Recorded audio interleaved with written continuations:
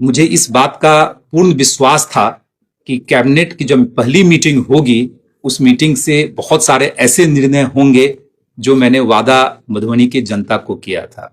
और आप लोगों ने कल देखा कि जब कैबिनेट की मीटिंग हुई और कैबिनेट की मीटिंग के बाद जो ब्रीफिंग हुआ उसमें किस तरह की बातें की गई।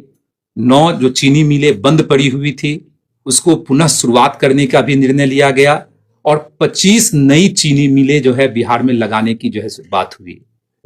सबसे पहले आप सभी लोगों को धन्यवाद देना चाहता हूं कि सब लोग यहाँ आए और चुनाव के रिजल्ट के बाद शायद हम लोग पहली बार सब लोग मिल रहे हैं।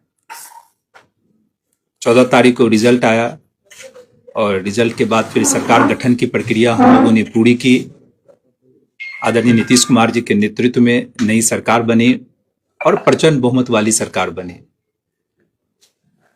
चुनाव के दौरान जितनी बातें मैंने की थी पूरी ईमानदारी के साथ मैंने अपनी बातों को रखने का काम किया।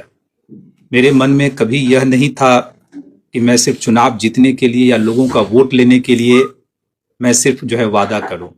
इसीलिए जितने भी वादा मैं लगातार चुनाव प्रचार के दौरान किया पूरी ईमानदारी, पूरी निष्ठा और साफ मन से मैंने किया था। चाहे वो चीनी मिल का मुद्दा हो या तमाम तरह के विकास, कैसे मधुबनी सुंदर, स्वच्छ, सुसज्जित और विकसित मधुबनी बने।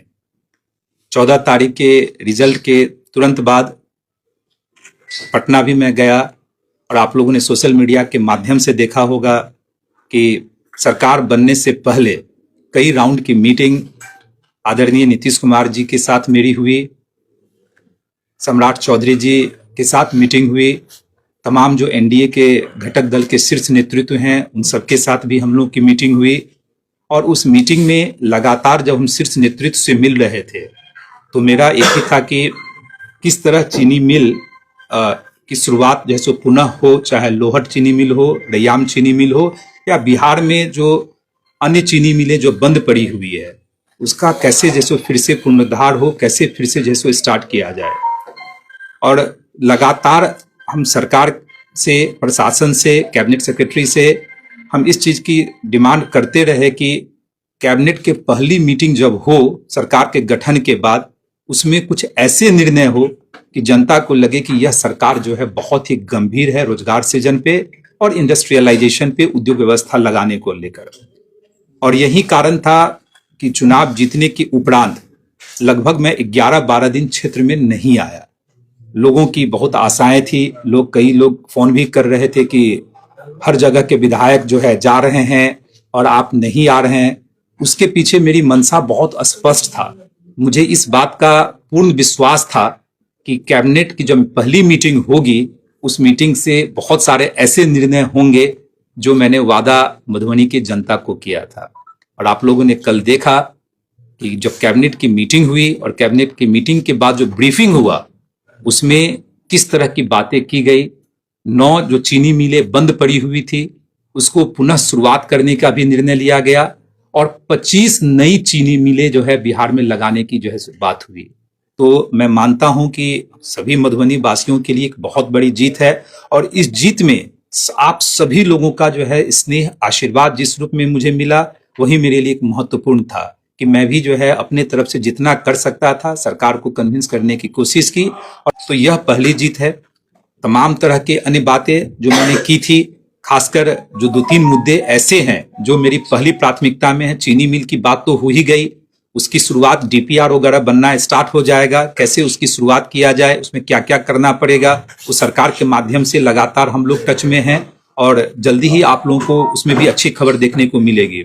लेकिन उसके अलावा कुछ चीजें मेरी माइंड में प्राथमिकता के रूप में रही है कि मधुबनी शहर कैसे स्वच्छ, सुंदर और विकसित मधुबनी शहर हमको देखने को मिले, जिसमें पहली प्राथमिकता के रूप में मैंने जो अपने माइंड में रखा है वह है कि जो बस स्टैंड है उसका सौंदर्यीकरण कैसे हो। एक प्रदेश स्तर का स्टेडियम तो ऑलरेडी यहाँ है, लेकिन स्टेडियम को कैसे और अच्छे भव्य तरीके से उसको सुसज्जित किया जाए, स्टेडियम का जो है निर्माण हो। और जितने भी जो बिहार सरकार की योजना है, जल जीवन हरियाली योजना के तहत मेयर साहब भी यहाँ बैठे हुए हैं, जितने भी तालाब हैं तालाबों का सौंदर्यीकरण, क्योंकि बिहार सरकार की स्कीम है, आप लोग जानते हैं, जल जीवन हरियाली योजना, उसके तहत सभी तालाबों के सौंदर्यीकरण के लिए बिहार सरकार के तरफ से पैसा दिया जाता है। तो ये 4-5 चीजें प्राथमिकता में हैं। चीनी मिल के अलावा और भी बहुत सारे इंडस्ट्री लगाने की बात जो है हम लगातार बिहार सरकार से कर रहे हैं। चिराग पासवान जी भी आए थे, उन्होंने भी आप लोग के समक्ष वादा किया था कि माधव जी को जिताइए। फूड प्रोसेसिंग सेक्टर में जितनी भी उद्योग की व्यवस्था होगी उनके मंत्रालय से भी हम लोग को सपोर्ट मिलेगा। और ईश्वर की कृपा है कि जिस पार्टी से मैं आता हूं, हम लोग के पास पंचायती राज भी है, जो हमारी पार्टी के लीडर जो है मंत्री बने हैं। तो तमाम तरह के उद्योग मंत्री भी दिलीप जायसवाल जी बने हैं। गन्ना विभाग भी जो है चिराग पासवान जी के पार्टी के मिला है।